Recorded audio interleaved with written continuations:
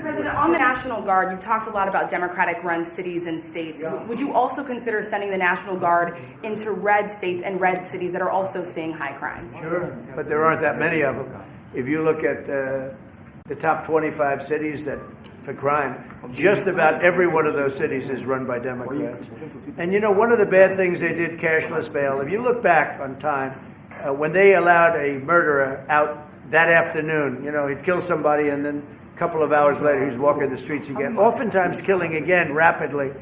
Cashless bail is a disaster. You saw we had a news conference today on that. We're wiping it out in D.C., immediately wiping it out.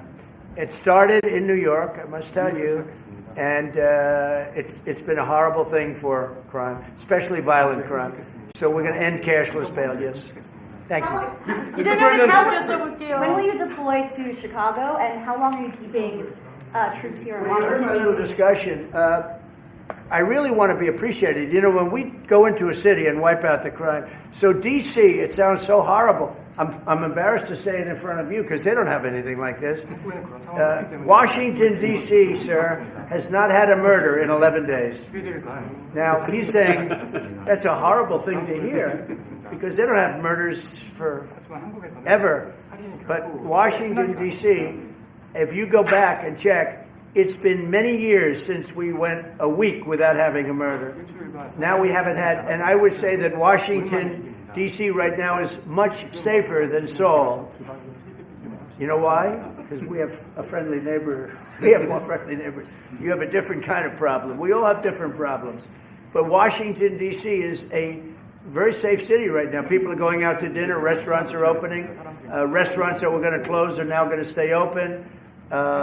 Friends of mine are going out to dinner all the time. They didn't go out to dinner for 4 years. It went rampant during the Biden years. Just rampant.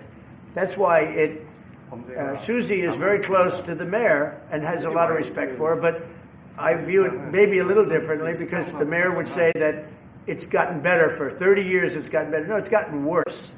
And the worst day of all was when we just got to office for the second time, and it's in very bad shape. So the mayor shouldn't be saying that violent crime has been getting better. It's been getting much worse.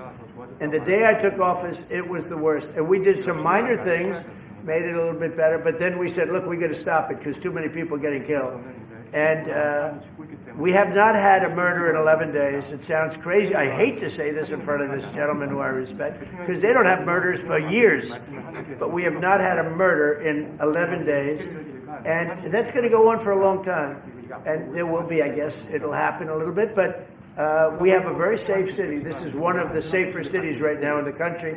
And in a short period of time, it'll be like the border. Nobody came in through our border for the last 90 days, 3 months. We had 0 illegal aliens from the Congo, from South America, from all over the world, from prisons coming in, pouring into our country. Nobody, not one person. And this is done by a liberal group, a liberal think tank. They do the work. Not one person has come into our country. Think of that. It's been amazing. And I didn't have to go back to Congress and ask. Biden could have done this by himself. I did. I said, close the borders. We had the great Tom Homan. We had Christie, as you know, Christie Noem, who did a fantastic job. She's doing a fantastic job.